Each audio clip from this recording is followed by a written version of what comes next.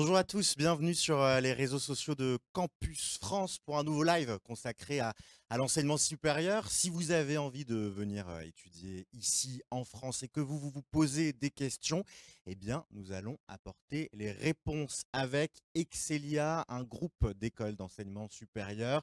Nous recevons aujourd'hui sur ce plateau Sébastien Chantelot, le vice-dean des affaires académiques et directeur d'Excelia Business School. Bonjour.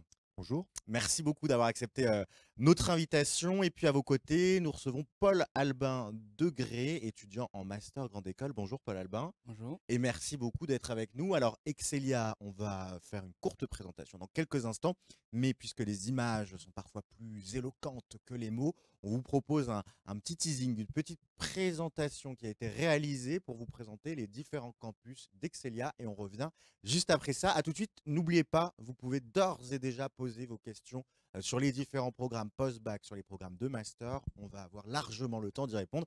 À tout de suite.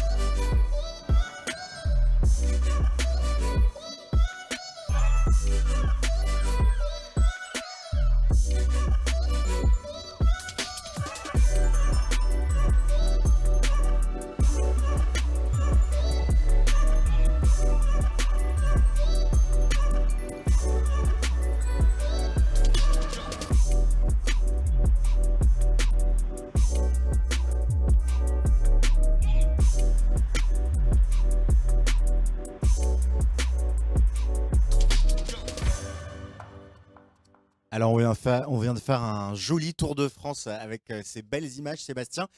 D'abord, est-ce que vous pouvez nous présenter Excelia?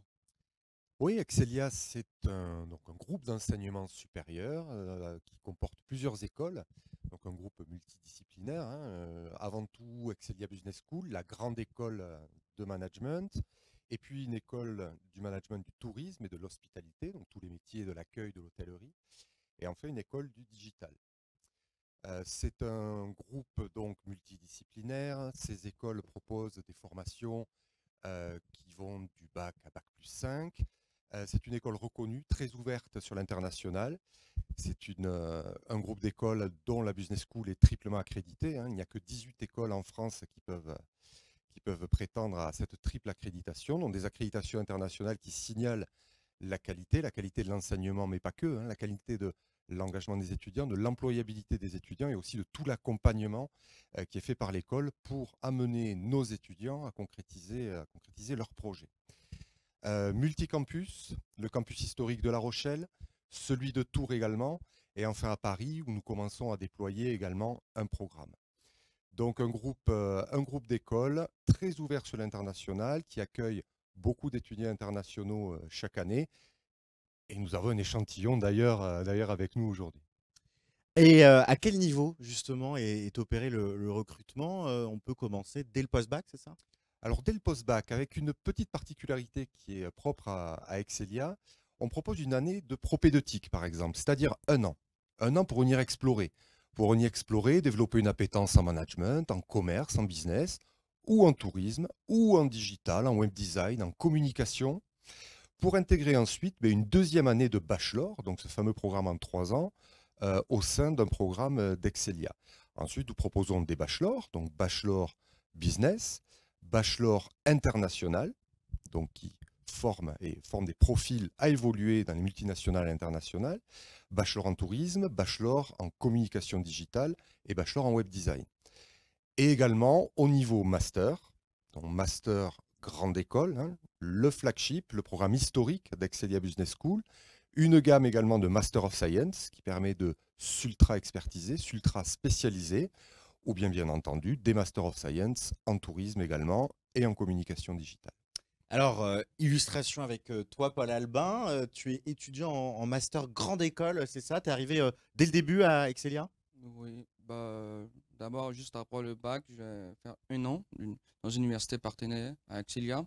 Et ensuite, je suis entré en deuxième année ici. J'ai fini mon bachelor et j'ai intégré le master grande école. Et alors, qu'est-ce qui t'a poussé à rejoindre Excelia? Comment tu t'es décidé? Mon choix à Excelia par rapport à ses accréditations et surtout son programme unique, le programme Humacité, qui a été vraiment un choix décisif pour moi. Alors, qu'est-ce que c'est ce programme Humacité? C'est-à-dire pendant un programme, pendant une formation à Excelia, tu as 3 mois de volontariat, sinon 6 semaines, c'est-à-dire réaliser un projet humanitaire. Et D'accord. donc c'est ce qui a été vraiment un choix décisif pour moi. De se dire qu'on va faire des études, on va Oui. acquérir des compétences, mais en parallèle de ça, on va pouvoir avoir Exactement. cet engagement. On va peut-être faire un petit focus sur l'un des programmes phares dans le post-bac, c'est le management, hein, c'est les études en management et c'est Excelia Business School. J'ai vu que vous proposez 3 types de bachelors différents dans le domaine du management. Comment on peut faire le choix entre ces 3 types? Alors effectivement, trois bachelors pour 3 projets différents. Le premier, c'est le bachelor business, en 3 ans, post-bac, qui va vous former à devenir un middle manager opérationnel pour vous permettre de vous insérer sur le marché du travail au bout de ces 3 années d'études. Le deuxième, c'est le bachelor international. Lui est en 4 ans parce qu'il y a une longue période à l'international. Il forme des managers très entreprenants, proactifs, hein, ce qu'on appelle les intrapreneurs, capables d'évoluer dans des multinationales à l'étranger. Et enfin, le bachelor management du tourisme et l'hospitality, donc tout ce qui est accueil hôtellerie, qui lui va vous former à ce secteur d'activité qu'est le tourisme et devenir manager, par exemple d'un hôtel ou d'événements, ou encore travailler dans le secteur du tourisme. Alors ça, c'est pour ce qui est du bachelor. Et autre spécificité d'Excelia, c'est que vous proposez à la fois ce qu'on appelle des masters grande école et des masters of science. Là aussi, quelle est la différence entre ces 2 typologies de programmes? Le Master Grande École, c'est le programme historique d'Excelia Business School. C'est un master généraliste qui permet évidemment en dernière année d'acquérir une spécialisation, mais c'est le programme qui a la plus grande réputation. Le programme historique qui est triple accrédité, qui porte ses accréditations, hein, c'est le flagship, qui porte l'étendard de tout ce que c'est faire Excelia Business School. Paul Albin a parlé d'une pédagogie par l'engagement, par l'expérientiel, donc avec évidemment Humacité, hein, qui est très connue en France et à l'international, qui permet à l'étudiant de s'engager auprès d'une ONG, d'aller porter un autre regard vraiment sur le monde, que ce soit en France ou à l'international. Une pédagogie de l'expérientiel, où on apprend en faisant, donc un très fort contenu académique, théorique, notionnel évidemment, mais tout de suite on le confronte à la réalité du terrain par le biais des stages, par le biais d'une pédagogie qui permet justement cet expérientiel. Donc le Master Grande École, c'est le programme phare d'Excelia Business School. Les Master of Science permettent à l'étudiant de tout de suite se spécialiser sur une dimension, sur un métier, sur un secteur, sur une fonction. Par exemple, tout de suite, l'expertise comptable. Par exemple, tout de suite, le contrôle de gestion. Tout de suite, le secteur du luxe. Tout de suite, chargé de projet, développement durable ou directeur de la responsabilité sociale des entreprises. Donc, on est ciblé vraiment sur un secteur, une fonction, un métier, un type d'entreprise, avec une particularité, une pédagogie nord-américaine, puisque la plupart des Master of Science donnent lieu à un double diplôme, MBA, avec l'Université du Québec à Montréal. Et on aura l'occasion de revenir sur l'internationalisation de ces parcours. Si vous nous rejoignez, eh bien, continuez à nous envoyer vos questions autour d'Excelia. Et on est en train de faire cette petite découverte des différents programmes de l'école. Alors, on a parlé des spécificités. Et une autre spécificité, celle-là liée à l'admission, c'est ce qu'on appelle la rentrée décalée. Il est possible pour les personnes qui nous rejoignent et qui ont envie de débuter leurs études en France, de rejoindre Excelia en janvier via une rentrée décalée. Comment ça se passe? Expliquez-moi. Tout à fait. Nous avons une rentrée décalée donc en janvier sur les programmes Bachelor Business, sur les programmes Bachelor Tourisme et Hospitality, sur le programme BBA International. Ces rentrées décalées, elles s'opèrent pour le bachelor tourisme, bachelor business à Tours, sur notre campus de Tours. Pour le BBA international, la rentrée décalée s'opère à Paris. Alors c'est une rentrée décalée, mais c'est surtout un parcours accéléré. C'est-à-dire que de janvier jusqu'à fin juin, vous allez faire de manière assez intensive, en immersion, ce que font les autres de septembre au mois de mai. Donc c'est beaucoup plus intense, mais ça vous permet de ne pas perdre un an, donc de nous rejoindre et de faire ce parcours accéléré pour ensuite intégrer la deuxième année du programme que vous avez choisi. Vous avez des prérequis particuliers? Est-ce qu'il faut déjà avoir commencé des études dans un domaine, avoir validé déjà 30 crédits ECTS, soit un semestre, ou on peut par exemple avoir fait 6 mois de pause parce qu'on ne savait pas trop quoi faire et rejoindre cette rentrée décalée? Oui, tout à fait, ce sont des programmes post-bac. Donc ce sont des programmes accessibles une fois le bac validé, mais on peut se tromper d'orientation, on peut prendre le temps aussi de faire autre chose et se dire, tiens, en janvier, je me lance et j'intègre l'enseignement supérieur. Donc c'est accessible à tous les étudiants ayant validé un baccalauréat ou un équivalent. L'inscription, elle est ouverte jusqu'à quand? Elle est ouverte jusqu'aux rentrées forcément, mais cette année le contexte est quand même assez inédit, donc on permet aux étudiants de s'inscrire aussi longtemps qu'ils veulent. Après, il y a des faisabilités, il y a des rattrapages, etc. Quoi qu'il en soit, le meilleur moyen de s'inscrire pour ces rentrées décalées, ces parcours accélérés, c'est vraiment de le faire le plus tôt possible, parce que derrière, c'est toute une logistique, une mise en place qui des fois prend du temps et chronophage. Donc le plus tôt est le mieux. Alors ça, c'est pour la rentrée décalée pour les étudiants qui voudraient rejoindre en janvier Excelia, mais il y a bien sûr l'admission entre guillemets traditionnelle pour un début de programme au mois de septembre. Pour les étudiants qui ont envie de s'inscrire l'an prochain, quelles sont les grandes étapes, comment ça se passe et quel est le processus de sélection? Alors la première grande étape, je pense que c'est de prendre contact avec nous, par le biais du site web, par le biais des réseaux sociaux, par le biais pour certains pays également des bureaux de représentation que nous avons dans certains pays. Donc Excelia est très présent dans le monde. Donc prendre contact avec nous pour que justement on vous explique le meilleur moyen de réussir, votre inscription. Ensuite, il y a bien entendu tout un ensemble de documents à nous fournir, mais tout vous sera expliqué. Et puis, il y a le concours que vous pouvez faire depuis chez vous, puisque ce sont des concours en vidéo différés, avec un système où on va vous poser des questions. Vous pouvez le faire quand vous voulez, il n'y a pas d'heure fixe, il n'y a pas de jours qui sont fixés. Et c'est un système donc de vidéo différé où vous nous procurez les réponses aux questions que nous vous posons. Donc on se filme soi-même à la maison. Exactement. Il faut que ça soit sur un ordinateur, on peut se filmer au smartphone. Au smartphone, sur un ordinateur. Donc l'examen du dossier plus cet entretien finalement oral permet nous de nous faire une idée quant au projet, de voir si vous allez vous inscrire dans les valeurs de l'école, voir comment on va pouvoir entrer une stratégie gagnant-gagnant, vous concrétiser vos projets et nous avoir un étudiant qu'on va réussir à amener vers les chemins de la réussite. Alors Paul Albin, comment ça s'est passé toi cette admission? Pareil, tu devais te filmer toi-même et répondre à des questions, c'était pas encore comme ça à ton époque? Non, à l'époque, c'était directement au siège de Campus France à Abidjan, où l'école envoyait un représentant, et aussi avec les gens du Campus France, l'admission se faisait en présentiel.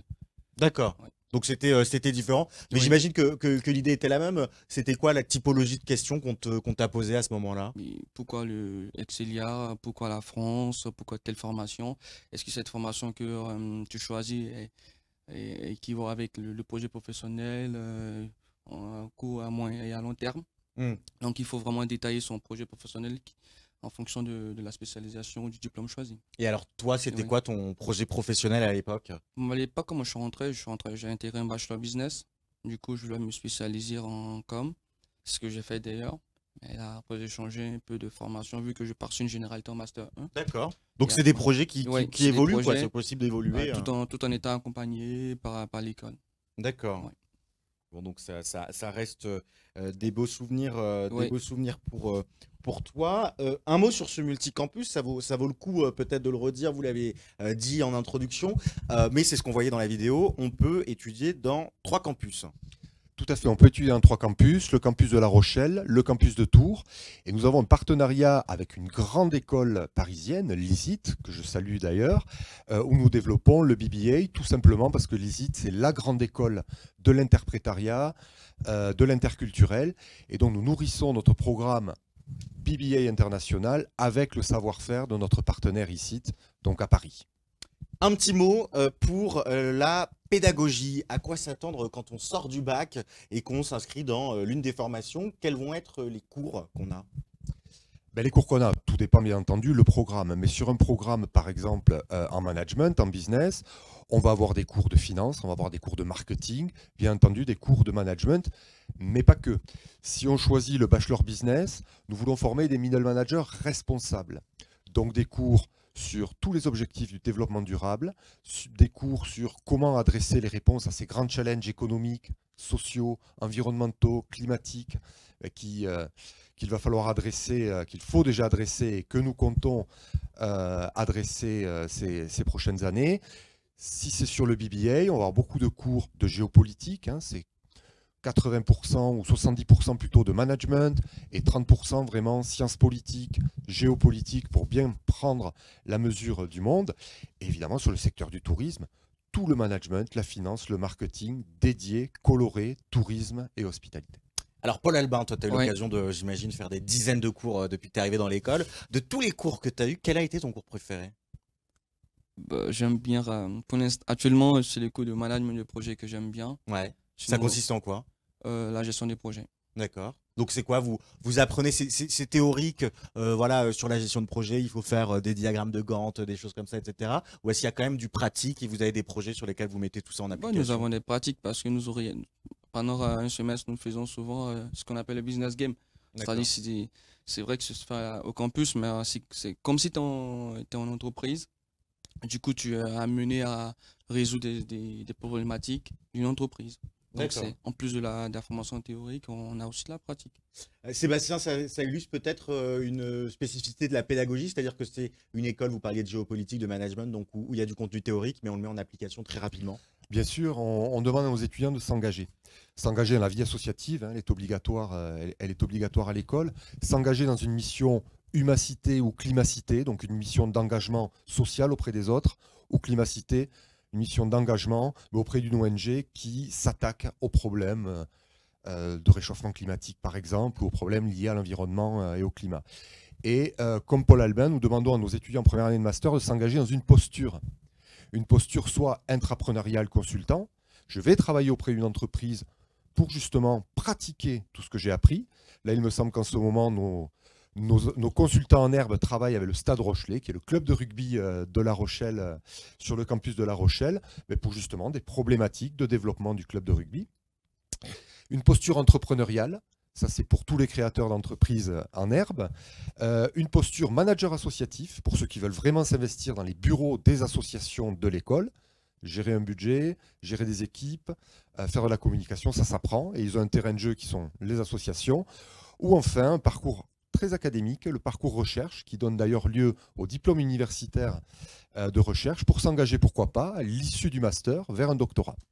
On continue toujours sur cette thématique de la pédagogie avec la langue. Les cours sont tous en français. Est-ce qu'il y a par exemple des programmes en anglais? Comment ça marche?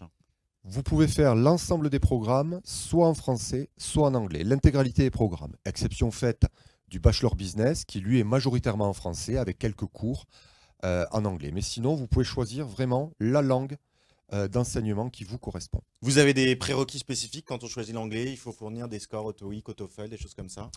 Oui, on s'assure quand même qu'il ne va pas y avoir de décrochage, même si on aime bien que nos étudiants, même s'ils n'ont pas un niveau exceptionnel, qu'ils ne sont pas bilingues, s'engagent justement dans un cours en anglais pour progresser. Néanmoins, et c'est quand même un critère qui est important pour nous, le niveau d'anglais à l'entrée, sur un niveau master, on va être sur un niveau B2 par exemple, et on vérifie quand même que l'étudiant ou l'étudiante soit apte à suivre le cours en anglais, avec généralement des professeurs étrangers native English. Paul Albin, de ton côté, English or not English? Ah non. Not English. Non, c'est ton... Anglais, franchement, c'est chaud. Ah ouais? Mais là, c'est pas une matière dans laquelle tu excelles? Non, mais franchement, là, je compte réaliser mon projet humanitaire. dans un pays anglophone pour pratiquer aussi la langue. Pour avoir le bain Oui. culturel. Oui, Oui. parce que l'anglais, Paul Alba nous dit non, pas pour l'instant, mais ça reste quand même quelque chose de très important, notamment pour avoir des Oui. carrières internationales, mais même des carrières françaises. Donc j'imagine qu'un étudiant comme Paul Alba, qui n'aime pas trop l'anglais, eh ben, il va quand même avoir des cours renforcés. Vous allez quand même l'accompagner pour qu'à la fin, il nous dise yes, of course, I like it. Oui, il y a un niveau à avoir, hein. L'anglais, c'est la langue des affaires. Après, l'engagement des étudiants, en fonction du projet, hein, toujours pareil, n'est pas le même. Nous, on leur ouvre tout le spectre des possibilités, avec un niveau minimum par contre qu'il faut à la sortie. Et ensuite, c'est le projet, c'est l'engagement de chaque étudiant et qui dicte le choix de l'anglais ou pas de l'anglais en permanence dans le programme. Alors, tant qu'on est dans la pédagogie, il y a une question qui est un peu inévitable. On le voit, hein, nous, on a des petites Charlottes et plus d'1,50 m de distance. C'est la crise sanitaire de la Covid-19 qu'on connaît en ce moment. Comment Excelia s'est adapté à la situation? Alors, il y a eu une première phase de ce qu'on appelait la continuité pédagogique quand la France a été confinée au mois de mars. Nous avons basculé tout simplement l'ensemble des enseignements en distanciel. Et nous l'avons fait sans rupture aucune, c'est-à-dire que les étudiants, plutôt que de venir à la salle de cours, restaient chez eux, tout était prêt. Et nous avons enquêté nos étudiants. Il y a eu un retour de satisfaction étudiante qui nous ont dit waouh, qui étaient fiers de ce qu'avait fait leur école et de la bascule. Autre problématique, la rentrée. Nous avons privilégié moitié d'enseignement à distance, moitié d'enseignement présentiel. Pourquoi? Parce que l'ADN de l'école, c'est quand même l'expérientiel, c'est être entre nous, c'est l'interaction, la proximité, la vie associative, l'engagement. Et à distance, malheureusement, ce sont des valeurs qui ne transpirent que peu. Donc nous avons coupé la poire en deux. Pour l'instant, ça se passe très bien. Sur le campus de Tours, sur le campus de La Rochelle. Ça se passe bien, d'autant que La Rochelle est une des villes les moins impactées en France par le contexte sanitaire. Donc pour l'instant, challenge de la rentrée réussi avec du distanciel sur des cours plutôt cours magistraux et du présentiel sur tout ce qui est applicatif, travaux dirigés et mise en pratique des notions apprises. Ce qui veut dire, parce que c'est peut-être une question que certains étudiants internationaux peuvent se dire, est-ce que s'il y a du distanciel, je peux rester dans mon pays d'origine et tout suivre à distance? Non, ça, c'est pas une possibilité. Non, parce que c'est pas notre modèle. On ne conçoit pas de ne pas avoir vu l'étudiant, échanger avec lui. Il y a beaucoup de dimensions au-delà de l'académique, d'accompagnement, de se connaître aussi, de connaître le projet de l'étudiant pour l'accompagner de manière personnalisée. Et ça, à distance, on peut faire plein de choses à distance, mais il y a quand même un certain nombre de choses que nous ne pouvons pas faire. Donc nous n'avons pas tous nos programmes en full online, ce n'est pas dans notre intérêt. Donc nous, notre modèle repose quand même sur l'interaction, même si c'est qu'à 50%. Si vous nous rejoignez, on est toujours ici avec Excelia. Alors on a parlé une présentation générale de l'école, des rentrées décalées, des campus, des différentes filières de la pédagogie. On va parler de l'accompagnement maintenant, parce que peut-être que vous êtes en train de vous dire que c'est peut-être pour vous, Excelia, et que vous avez envie de candidater. Paul Albin, comment ça s'est passé à partir du moment où tu t'es dit « Ah, Excelia, ça m'intéresse ». Comment les équipes ont pu t'accompagner dans ce projet? Juste après la démission, j'étais automatiquement mis en relation, en contact avec une marraine D'accord. qui échangeait avec moi et l'administration qui m'a fourni tous les documents que je devais rendre pour me rendre à l'ambassade et tout ce qui demandait à l'école, ce que j'ai suivi.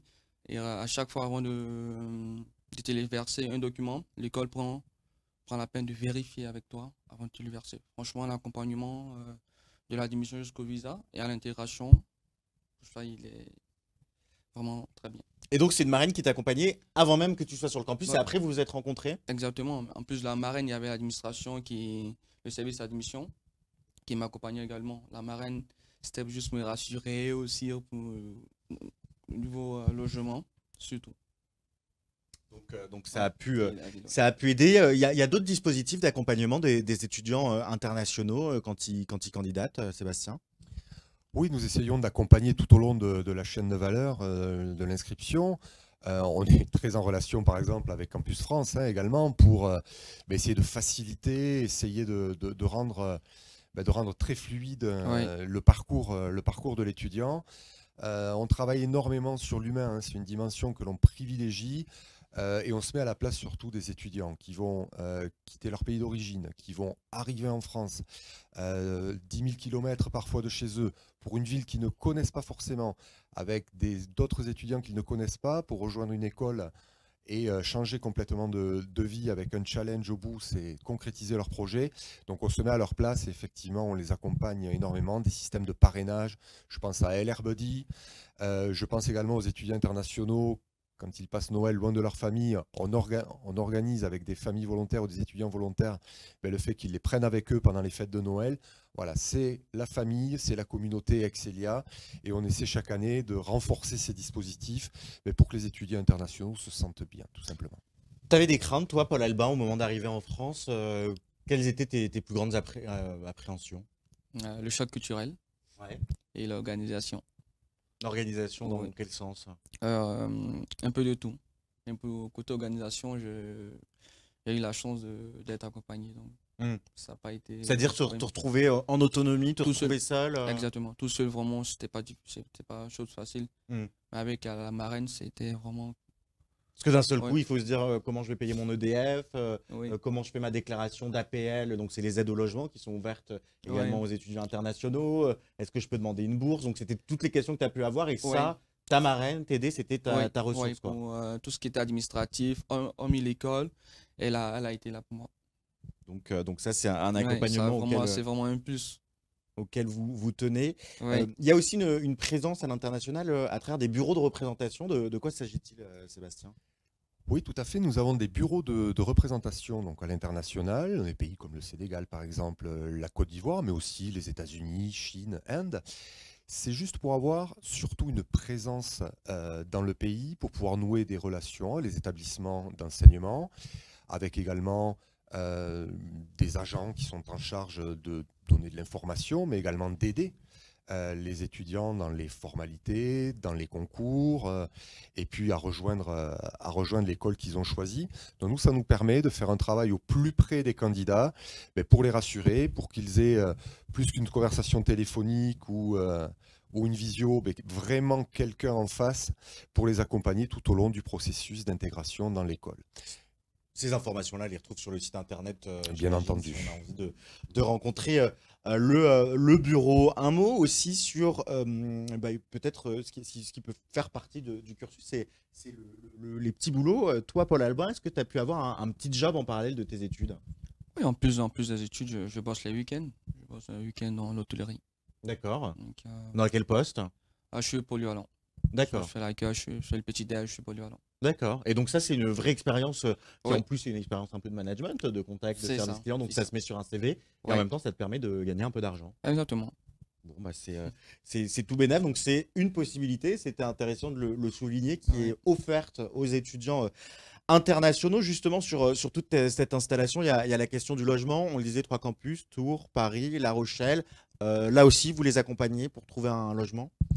Oui, bien sûr, nous avons une plateforme notamment qui concentre tout un ensemble d'offres qui va du studio que l'étudiant va occuper individuellement à des possibilités de colocation aussi avec d'autres étudiants pour mutualiser bien entendu le coût de l'appartement, puis pas se retrouver seul aussi, c'est important. Ça peut être des systèmes qui peuvent être intéressants quand on a le tempérament et qu'on a envie.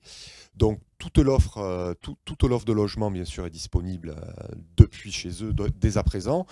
Et nous accompagnons également les étudiants dans les formalités et les recherches d'appartements, bien entendu. Et donc, tous ces dispositifs ont fait que vous avez reçu ce qu'on appelle le label Bienvenue en France de Campus France. Qu'est-ce que ça signifie? C'est que vous êtes un établissement qui accueille bien ces étudiants internationaux. Tout à fait, 2 étoiles. 2 étoiles, c'est beaucoup. C'est bien, c'est bien. Il n'y a que 11, il me semble, écoles de management en France qui peuvent prétendre à ce label. Donc on est très honorés d'en disposer. Et effectivement, ça montre quand même une certaine habitude et une certaine excellence dans l'accueil des étudiants internationaux. On va revenir sur la thématique logement. Raconte-nous un petit peu, toi, Paul Albin, est-ce que ça a été dur de trouver un appartement à La Rochelle? Pas du tout, parce que bien avant que j'arrive à La Rochelle, j'avais déjà mon logement. D'accord. Et tu l'as trouvé comment?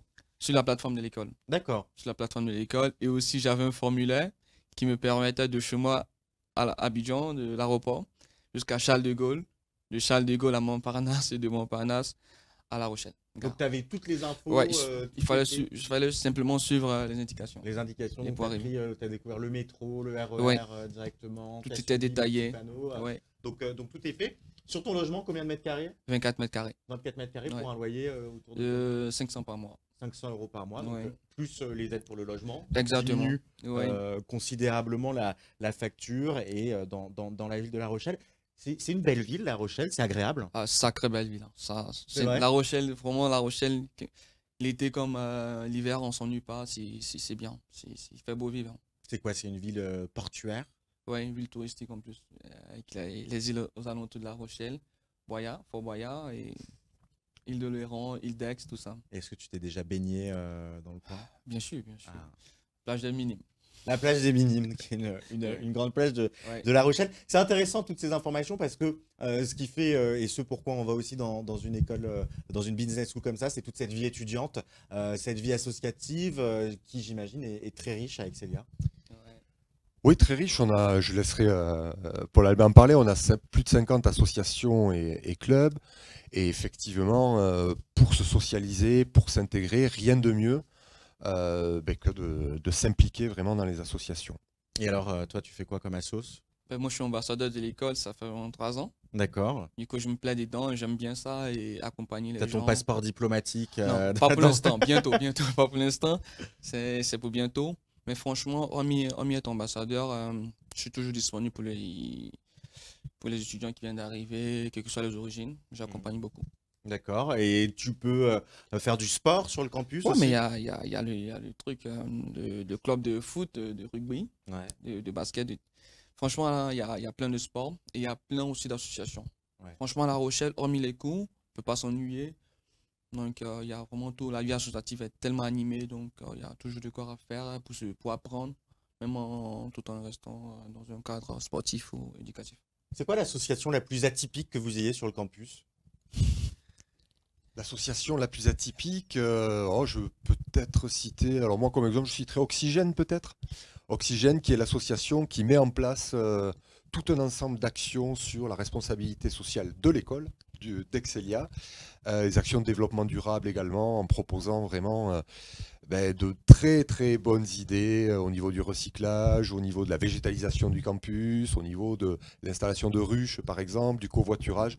Donc c'est des étudiants qui viennent un petit peu vous challenger sur tous ces points-là. Exactement, puis ça montre qu'on leur apprend bien parce qu'ils synthétisent bien, ils métabolisent bien tout ce qu'on leur apprend parce qu'ils ont des idées qui des fois, c'est souvent qu'on fait waouh quoi.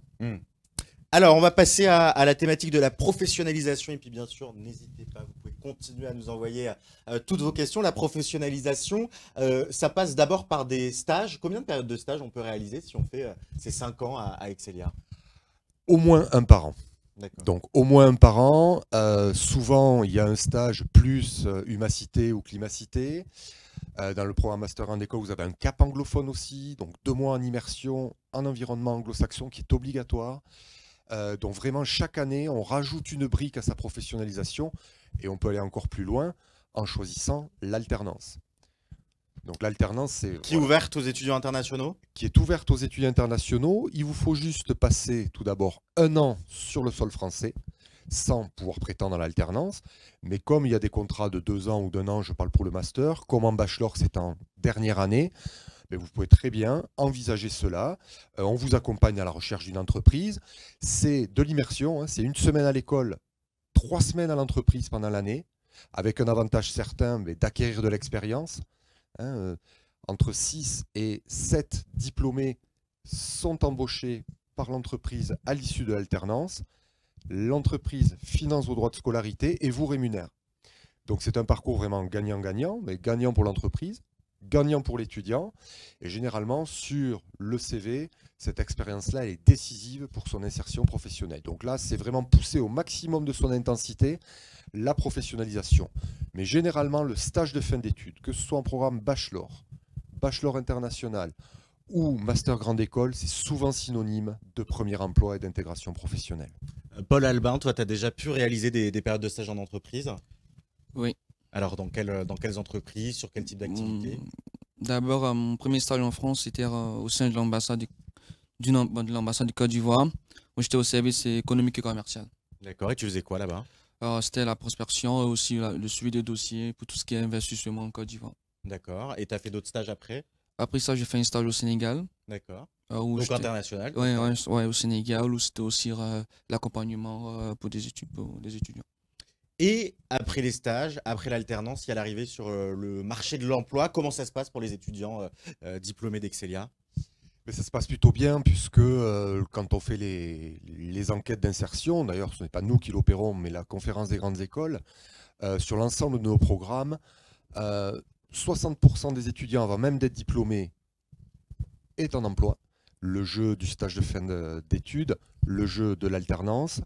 Et au bout de 2 mois, on est à 80% des promotions.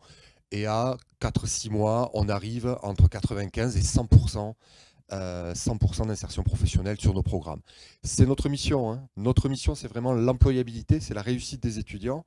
C'est une mission qu'on fait plutôt bien et qu'on aime faire accompagner les étudiants. Ensuite, dans les programmes, il y a des spécificités. Notamment le bachelor international, le BBA international, la moitié des étudiants commencent à l'international. Donc c'est vraiment la voie royale pour commencer une carrière à l'international. Donc aucun problème d'employabilité à l'issue des diplômes que nous proposons à Excelia. Et au niveau des salaires, on est autour de quelle fourchette? Alors tout dépend également du programme, hein. Si c'est Bac plus 3, Bac plus 4, Bac plus 5, on va être autour entre 28 000 et 30 000 euros pour des programmes à Bac plus 3 et on va être 10 000 euros de plus pour des programmes Bac plus 5, donc plus entre 38 et 40 000 euros. Mais ce qui est important, et c'est la deuxième indication qui est importante, c'est la croissance de ces salaires. En 3 ans, c'est généralement en moyenne 20% en plus de salaire annuel. Donc, c'est des belles perspectives. Et justement, pour parler de cette insertion professionnelle, nous sommes avec un alumni de l'école qui est à distance, Yves Dounou. Bonjour Yves, est-ce que vous nous recevez? Bonjour. Merci beaucoup d'être avec nous. Et ben, vous avez un très beau micro aussi là. Vous, c'est plus en mode radio. Alors, dites-nous tout, Yves. Vous avez été étudiant dans le BBA international. Pourquoi vous aviez choisi d'étudier dans ce BBA?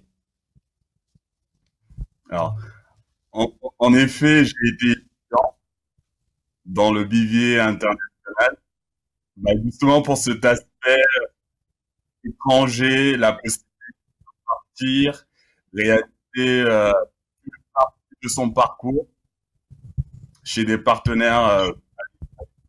Donc moi, dans le cadre du parcours, j'étais en Finlande. D'accord. Donc ça, c'était chouette, ouais. Vous avez fait une partie de votre cursus en Finlande. L'insertion professionnelle, comment ça s'est passé? Aujourd'hui, vous travaillez dans quel domaine?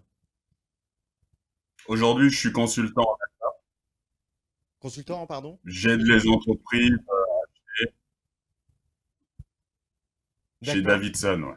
Et ça s'est bien passé pour chercher un emploi. Le fait d'avoir cette marque d'Excelia, c'était un gage de qualité? Forcément, ça joue beaucoup. Et l'entrepreneuriat, ça fait aussi partie de votre parcours, de ce qui vous fait envie, parce qu'aujourd'hui, vous avez un projet de création d'entreprise, c'est ça? Exactement. Donc l'entreprise est nous sommes en train de développer. Donc c'est un projet qui aide les personnes en recherche d'emploi, donc à trouver plus facilement. Et à côté, nous accompagnons l'entreprise à trouver des talents. Quand on est en emploi, si vous voulez avoir un peu plus d'argent. Très bien, ben voilà, le petit message est passé, la petite publicité est passée. C'est important ce que vient de nous dire Yves sur l'entrepreneuriat, et merci à lui d'ailleurs d'avoir témoigné. C'est important l'entrepreneuriat dans l'ADN d'Excelia.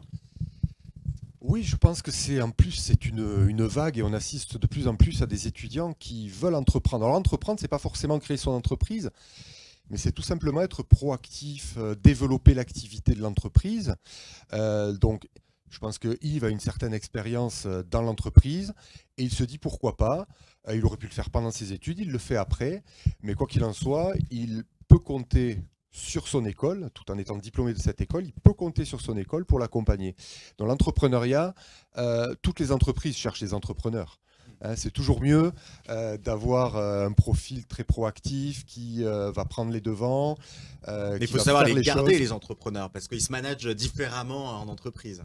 Tout à fait, mais je pense que les entreprises évoluent aussi sur cette question-là. Et les étudiants, souvent, ont des réticences à essayer de créer leur entreprise pendant leurs études. Ils disent, mais j'ai pas assez d'expérience, ou il faut d'abord que je vois l'entreprise, etc. Je connais plein d'étudiants qui, justement, ont été embauchés parce qu'ils avaient créé leur entreprise, ils avaient créé leur emploi en créant leur entreprise. Ils s'étaient signalés aux yeux de l'entreprise. Donc nous, on encourage évidemment ce type d'initiative et d'engagement au sein d'Axelia. Un mot sur l'international qui fait aussi partie intégrante du cursus. Il est possible de faire des échanges durant les années d'études? Ah oui, c'est même obligatoire dans la plupart des programmes. C'est important d'aller voir une autre pédagogie, une autre culture, d'aller échanger avec d'autres personnes de backgrounds différents. Donc ça, c'est extrêmement important, des échanges académiques dans des écoles comme nous, hein, accréditées, avec une qualité de l'enseignement. On a plus de 180 partenaires dans 50 pays, ce qui laisse un choix quand même assez vaste. Hein.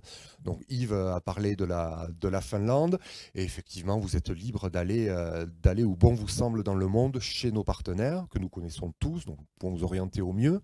C'est une dimension de l'international. L'international, c'est aussi sur les campus, hein, puisqu'un étudiant sur 4 est un étudiant international. Et puis enfin, les stages, bien entendu. Et bientôt, l'alternance possible à l'international. Et des doubles diplômes aussi qui sont ouverts, c'est-à-dire qu'il est possible d'avoir le diplôme d'Excelia et le diplôme d'une université ou d'une école partenaire. Tout à fait. Ça, c'est surtout l'apanage du BBA international, puisque la 3e année, pour beaucoup, est double diplômante, hein, avec des accords que nous avons avec des universités étrangères. Mais dans les autres programmes, que ce soit le Bachelor Business, que ce soit également le Master Grande École ou le Bachelor de l'École de Tourisme, le double diplôme est possible avec un partenaire international. Et bien entendu, sur l'ensemble des Master of Science, double diplôme MBA nord-américain. Alors, Paul Albin, ça ouvre quand même de belles perspectives sur l'international. Est-ce que toi, tu es déjà parti au Sénégal dans le cadre d'un stage? Est-ce que tu as envie de partir dans d'autres destinations? Bien sûr. Tu aimerais aller où? La Finlande. À la Finlande. Pourquoi la Finlande? Parce que les étudiants, en général, ils vont nous dire les États-Unis, le Canada, l'Angleterre, mais toi, la Finlande? Bah, d'abord pour l'anglais, pour Ouais. pratiquer l'anglais aussi, éviter la demande de visa. Parce que la Finlande fait partie de l'espace Schengen. D'accord. Donc pour éviter la demande de visa. Ouais, Ça, pour pas avoir visa sur visa. Ouais. Mais bon, c'est quoi? C'est parce que tu te dis que ça va être beaucoup de tracasseries, de papiers, de choses comme ça? Non, pas du tout, parce que l'école toujours l'école est là pour nous accompagner. Non. Franchement, hormis l'école, il y a des trucs il y a d'autres choses à côté de l'école. Il y a des projets que j'ai en vue de réalisation. Du coup, j'ai pas envie de trop faire de demande de visa pour l'instant. D'accord, ouais, ça te rajouterait une charge de travail non. supplémentaire par rapport C'est à tout ça. ça. Parce que ce qu'il est important de dire, c'est que si on a des étudiants internationaux de Côte d'Ivoire comme toi par exemple, Ouais. ils peuvent tout à fait demander un visa pour partir aux États-Unis. Ah, tout à fait, bien Ouais. entendu, ils sont libres de partir, dans la mesure évidemment des contraintes du visa et de l'acceptation du visa. Mais pour rebondir sur le choix de Paul Alain, nous avons de très beaux partenaires en Finlande, et la Finlande est très connue pour développer une pédagogie extrêmement particulière. Donc je trouve que c'est extrêmement intéressant d'aller goûter à Ouais. cette pédagogie, parce que vraiment c'est assez hors du commun. Un petit mot sur les reconnaissances des diplômes, parce que j'imagine qu'on a mis entre guillemets l'eau à la bouche de ceux qui nous regardent et qui doivent se demander, mais est-ce que c'est une formation qui est reconnue? Alors déjà, il y a un premier indice, c'est qu'elle est en direct sur Campus France, donc c'est quand même, il y a des accréditations, mais justement, quelles sont ces accréditations pour vos diplômes? Alors, tous nos diplômes sont reconnus. Ils sont reconnus d'abord au niveau national, ce qu'on appelle le visa. Ça s'appelle aussi le visa, mais c'est jusqu'à présent, sur les programmes bachelor, c'était la distinction nationale la plus forte, la reconnaissance la plus forte au niveau du visa. Donc, bachelor tourisme, qui est en passe d'obtenir ce visa, et bachelor international, bachelor business, qui ont le visa, et concourent même pour obtenir le grade de licence. Donc, voilà. Et le master, c'est tout simplement le grade de master, donc c'est la plus haute reconnaissance que délivre l'État au niveau master. Donc au niveau national, tous nos programmes sont reconnus. Et au niveau international, c'est cette fameuse triple accréditation.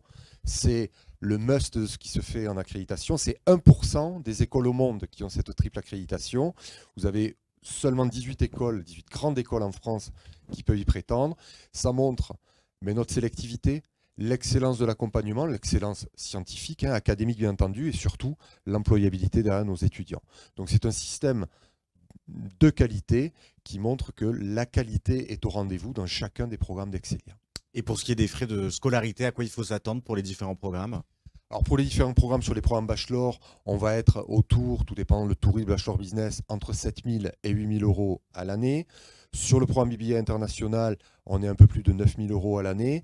Et sur les masters, sur le master en école, on est entre 11 000 et 12 000 euros à l'année.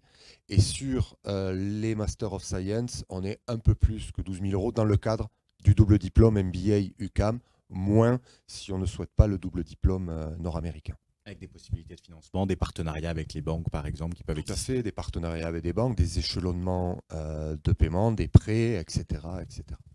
Et sur les classements, alors moi j'ai lu que Excelia montait, grimpait dans les différents classements qu'il peut y avoir pour que ce soit au niveau des bachelors ou du master. En effet, depuis plusieurs années maintenant, une très belle dynamique qui nous a permis aussi d'obtenir les accréditations. Donc la qualité à un moment, ça se voit. Et l'année dernière, nous sommes montés dans tous les classements de la presse spécialisée. Et surtout, nous sommes montés dans celui du Financial Times qui consacre les 100 meilleurs masters en management au monde. Alors cette année, il n'y en a que 90. Nous avons fait un superbe bond en passant de la 68e à la 48e place. Donc nous faisons partie du top 50 des meilleurs masters au management au monde. Pour l'Albin, bravo pour avoir rejoint ce programme en tout cas.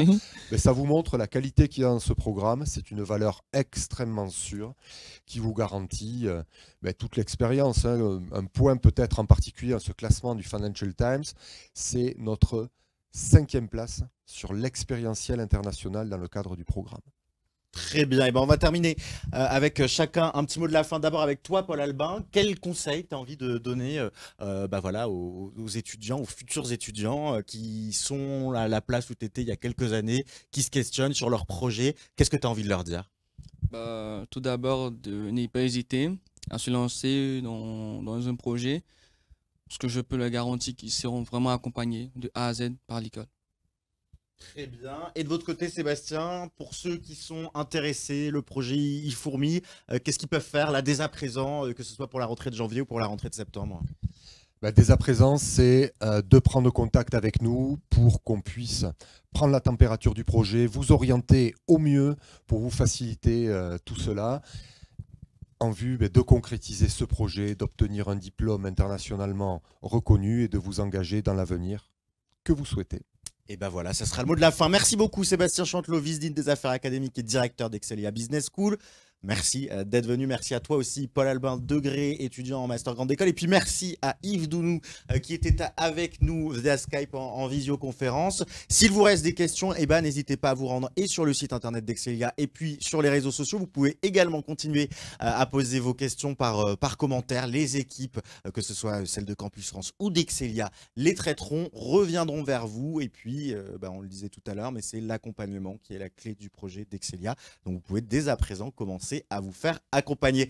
Merci beaucoup d'avoir suivi ce live sur les réseaux sociaux de Campus France et à très bientôt. Au revoir.